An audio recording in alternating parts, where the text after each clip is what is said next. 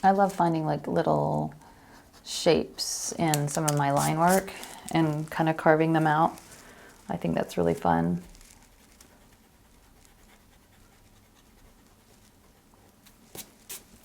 It's something I'm doing in my work more and more.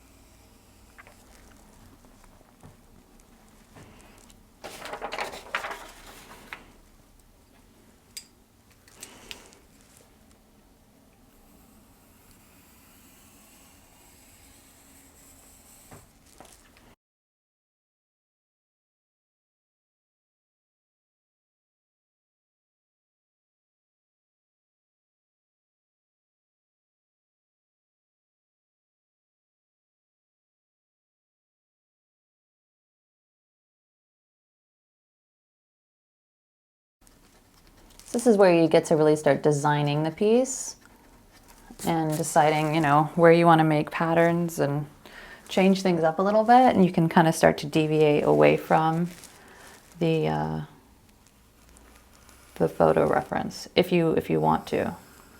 You don't have to, obviously.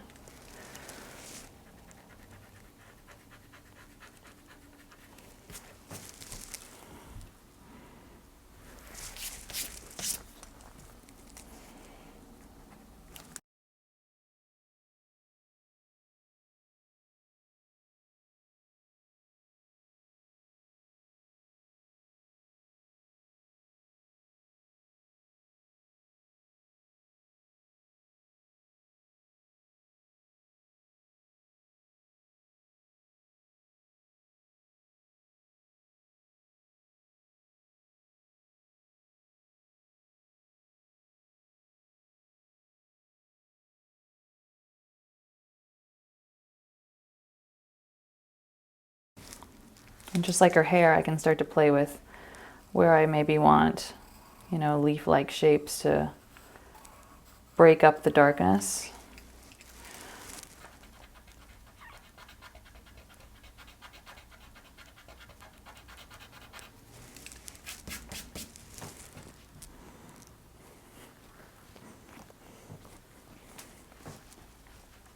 I definitely get back from the piece quite often so that I can see what's, you know, what all these shapes and marks are doing and how they're interacting with each other.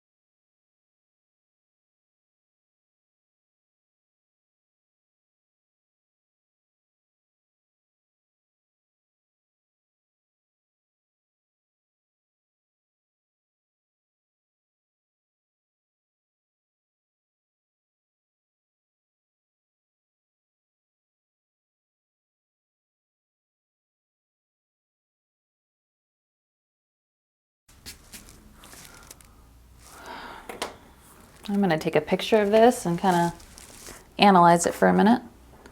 I always recommend doing that. Take a picture of your work and have a look.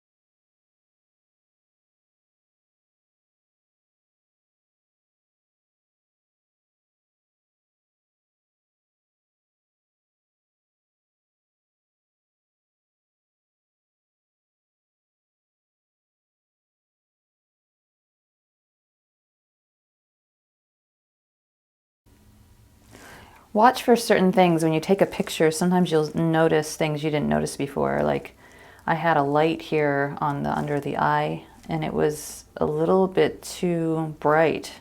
It was bringing this part of the eye that's actually going back in space, it was bringing it forward. So I needed to kind of soften that area to push it back. So look for things like that that you might have missed.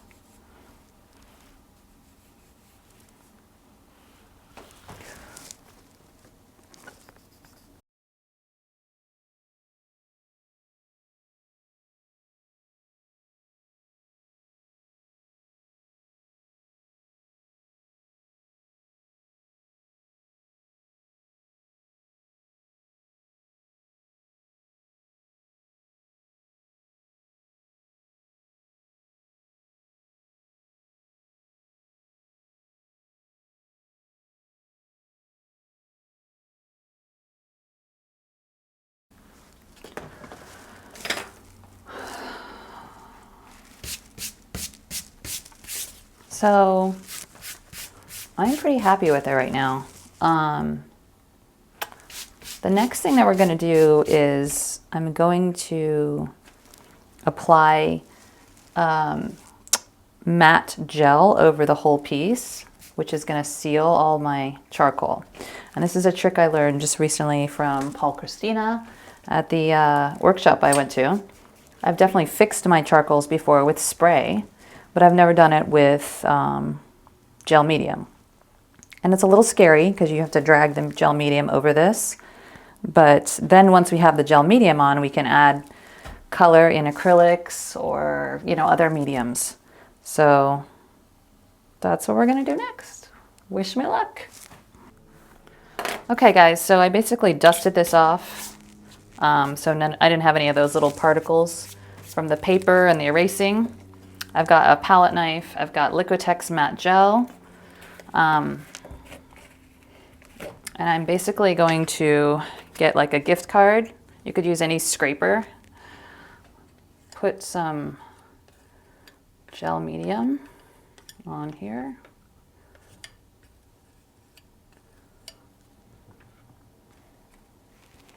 This is the scary bit, but I'll start on this side over here. And we just start to drag the gel medium over the drawing.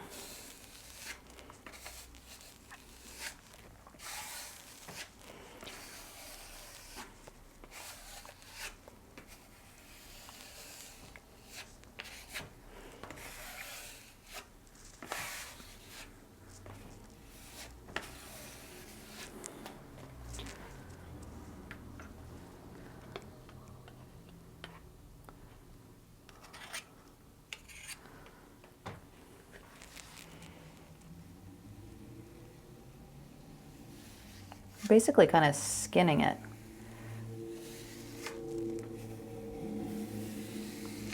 And you might get a little bit of a streakiness that happens, but that's okay.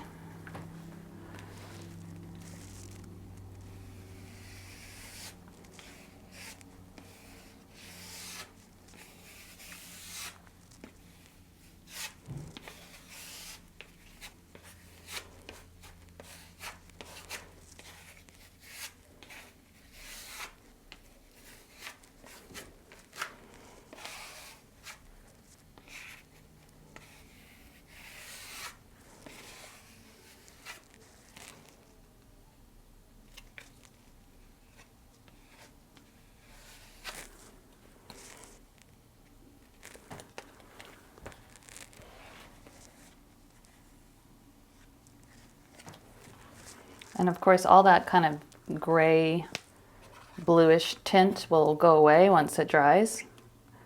So don't worry about that.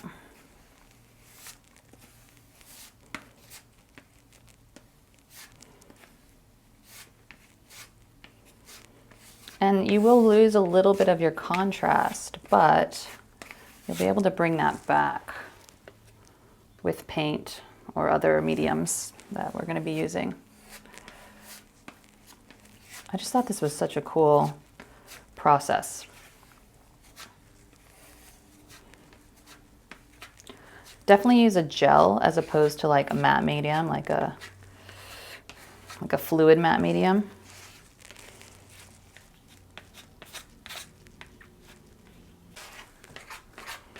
Okay, I think I got that pretty well covered.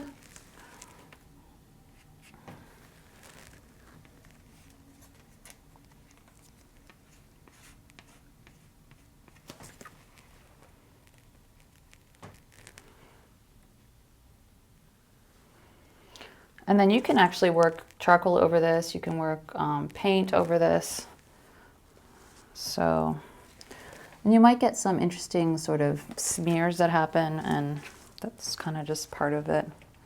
So I'm gonna let that dry and I'll be back. All right, guys, so this is all dry now. And so basically what we've done is we've put basically an acrylic layer over this all. So now when I rub on it, you know, I'm not getting any charcoal on my fingers, you know, this is all fixed. And then we can go back in and add, you know, certain areas where we want to enhance the lights. You'll notice that the charcoal pencil will go on really well. And then what I would do at the end is really spray it all with a spray varnish. But this is going to allow us to use some acrylic paints and do some glazing of color into the flowers, because I think I'm going to leave her black and white, but I think it'd be interesting to have the flowers be in color, and kind of bring our color palette in and add some pinks and greens. But I love coming back in, and you could do this with paint or with pencil, charcoal pencil, pastel pencil, and bring back in some of the lights, because when you do that coating of the acrylic, you do lose some of your contrast.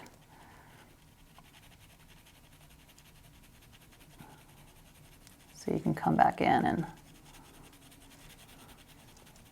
build up those lights again.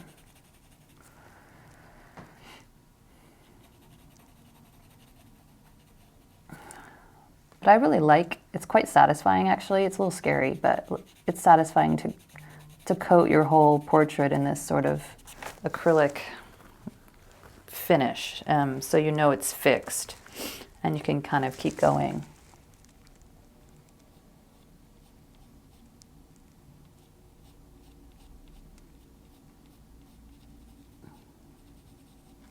I mean, you could go even further and do like a whole layer of clear gesso if you wanted to bring back some toothiness into your surface.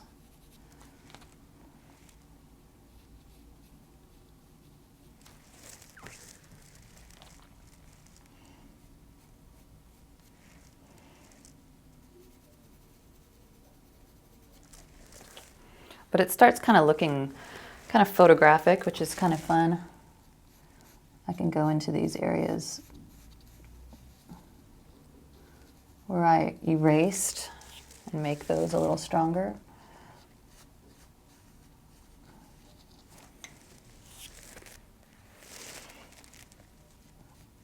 Kind of push that graphic nature that I enjoy.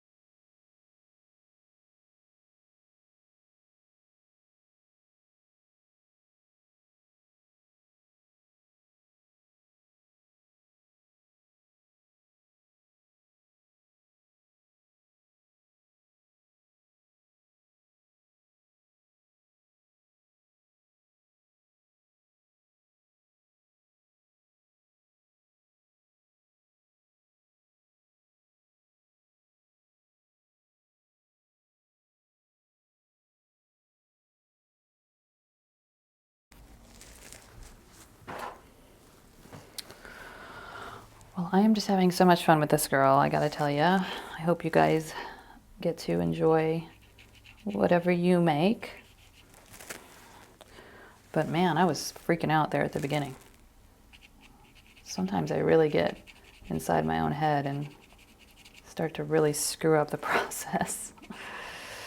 It's tricky.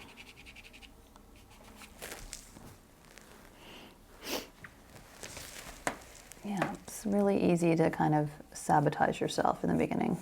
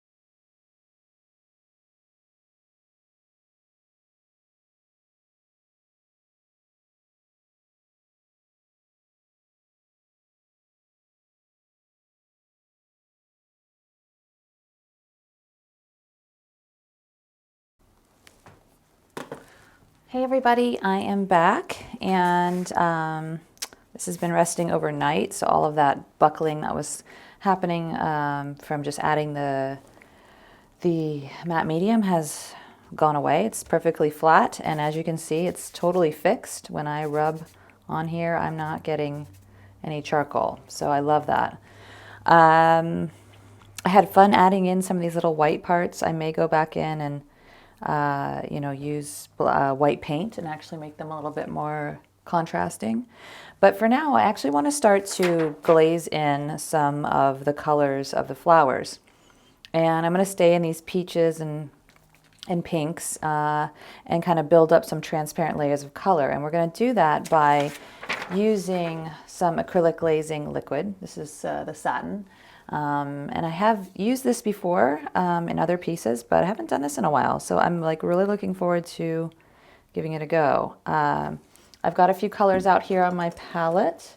I've got the Cadmium Red Light by Golden, Naples Yellow Hue, Cadmium Yellow Medium, and Light Magenta.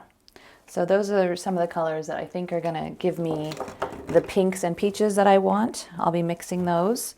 And we're gonna be creating kind of transparent glazes by using the glazing medium and mixing up some glazes. So I'm just gonna get started. This is kind of, you know, the scary part of things, but I think it'll be really fun to add some color to this. Like, I love her in black and white as well, so it's a little bit challenging for me to go ahead and do this, but I'm gonna go for it. And I hope you guys will come along on the journey with me. Okay guys, so let's get to this. Now this is, as I mentioned, the acrylic glazing liquid. You can mix any ratio of this with the paint. So don't get worried about like, oh, I need to do 25% or 40% or whatever. It says right here on the back that you can mix any desired ratio with the acrylic colors.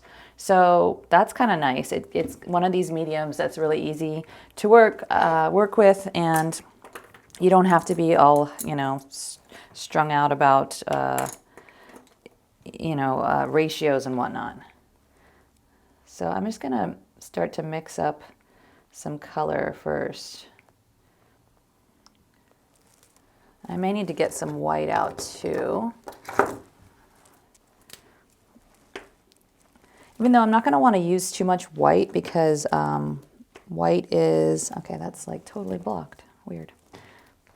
Let me go get my other white. All right, so I've got my big daddy white here. I'm just gonna put a dab of that down.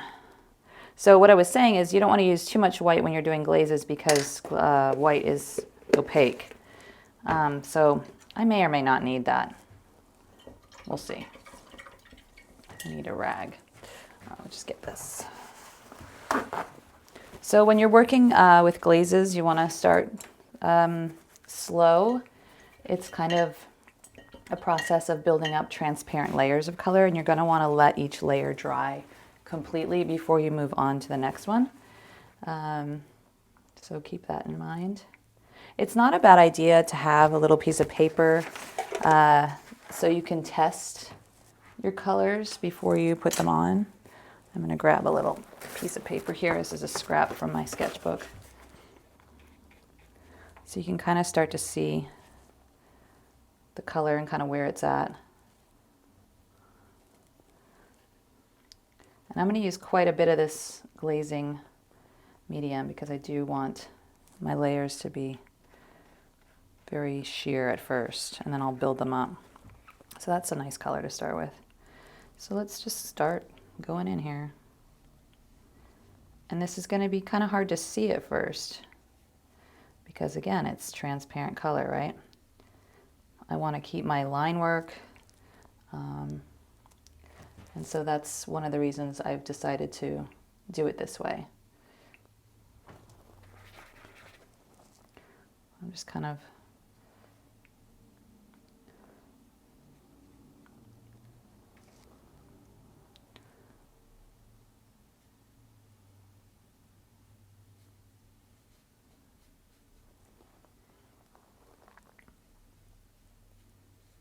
I think this is going to kind of give it almost a hand-colored, you know, when they hand-color old photographs. I think it may even have that feel. We'll see.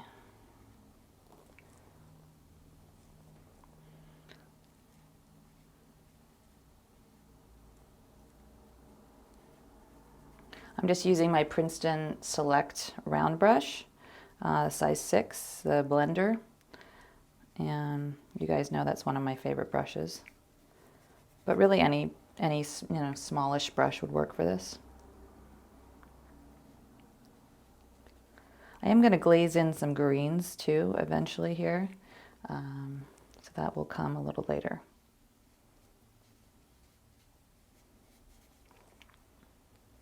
But I'm already really liking this soft pink against all the black and white. It's kind of nice. Very soft, very feminine, very gentle feeling, kind of goes with our theme. I wanted this painting to have that sort of dreamy, you know, very self-love, surrounding yourself in blooms.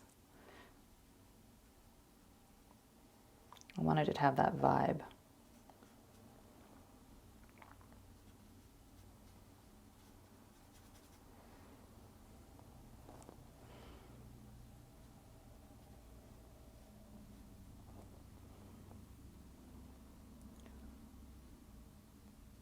And I'm doing quite thin layers of paint, obviously. You don't want really thick layers with it being transparent. It has a nice slip to it, which I think you'll enjoy. Kind of has a nice flow because of that medium.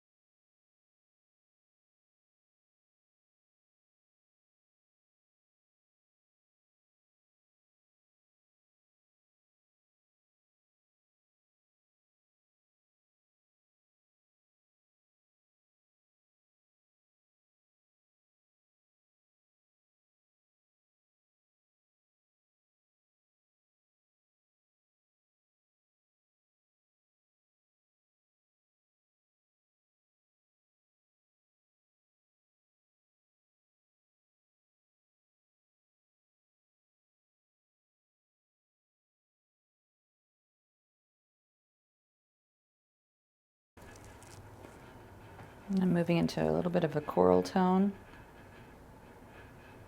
I want the color shifts to be pretty subtle.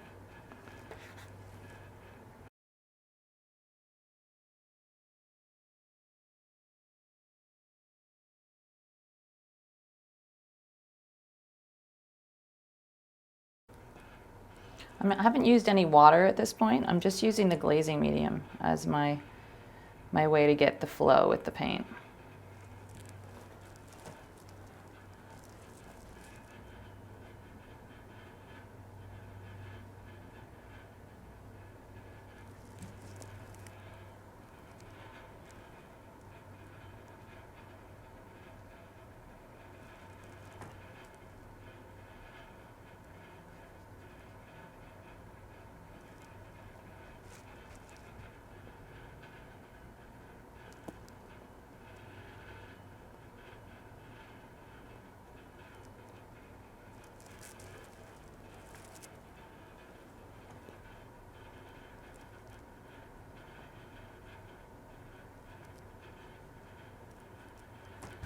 I'm really enjoying how this is sort of tinting these flowers, how it's working with the grays.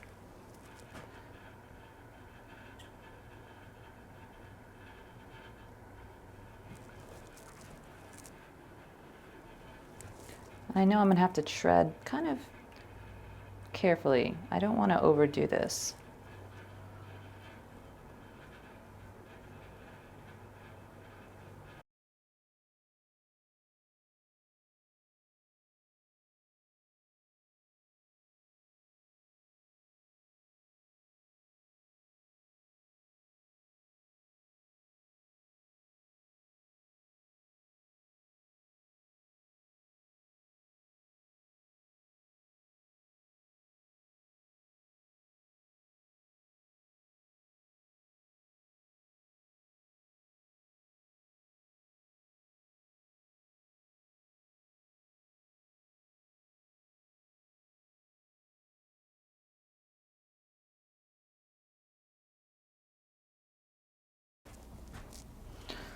So I'm digging this. I think I'm going to bring in a very soft yellowish green.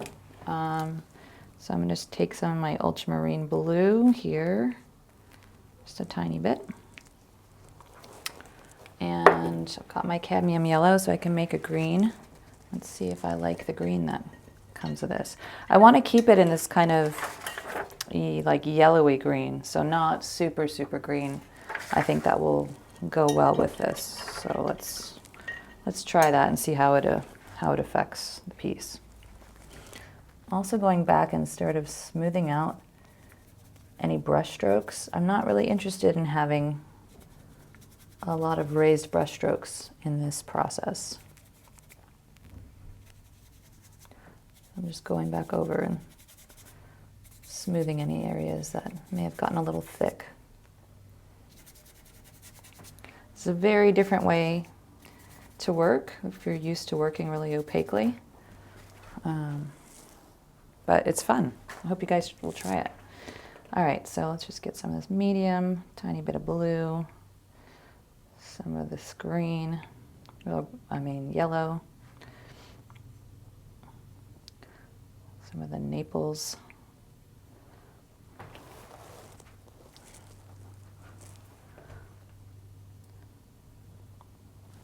So that's sort of a yellowish green. I want it to be really soft. So let's get some more glazing medium. And again, I'll just use my paper here and kind of check out what's going on. Yeah, I like that. I'm gonna go in and add some very soft green.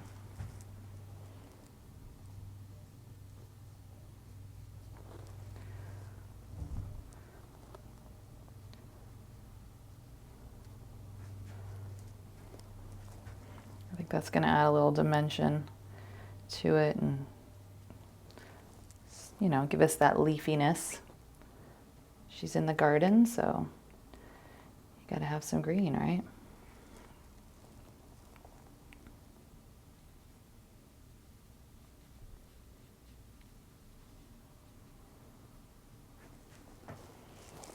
Yeah, it's nice.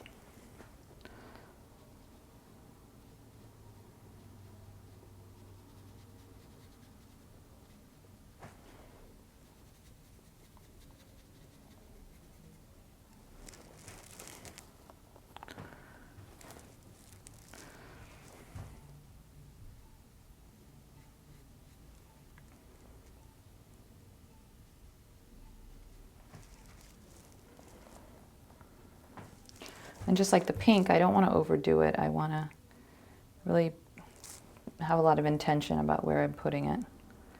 And I'm stepping back a lot to see how it's affecting the overall vibe.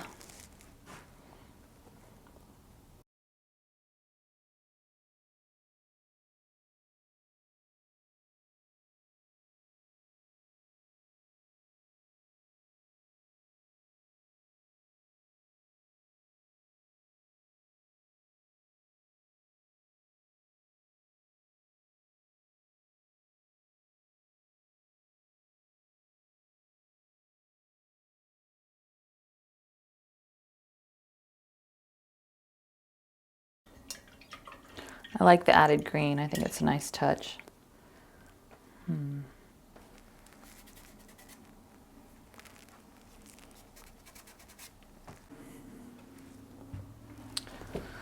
Now I have to decide if I want to keep going with this or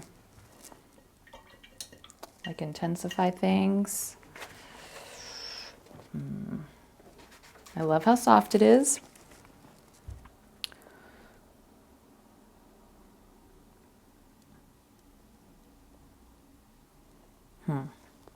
Tricky.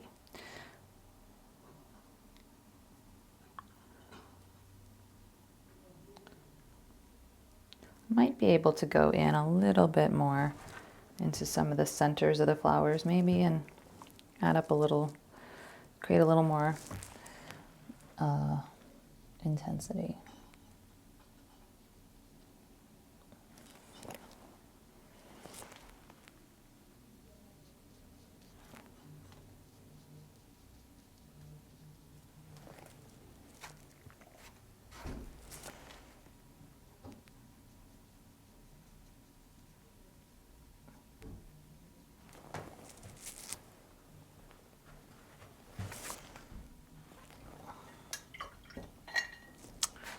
Tricky.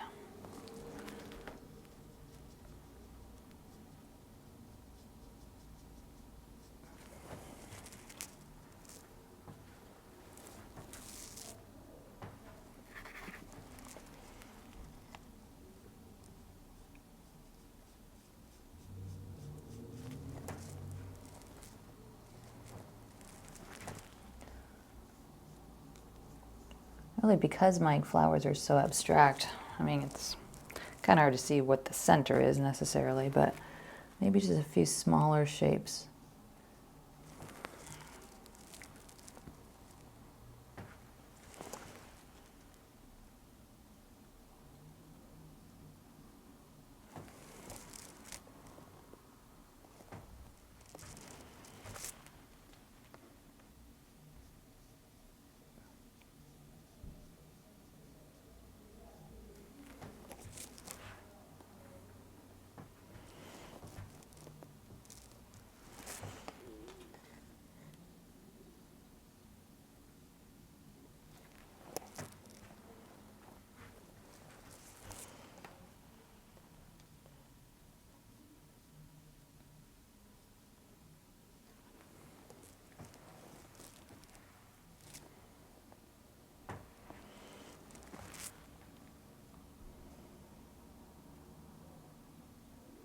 So kind of like I did with the hair, I'm going in and I'm finding some sweet spots, some shapes that are kind of lovely that I can kind of delineate by painting them in. And I think that will, I need a better brush, I think. Pointier brush, maybe this guy will work better. So yeah, kind of that similar idea of just paying a little more attention and going in and painting out some of these little shapes.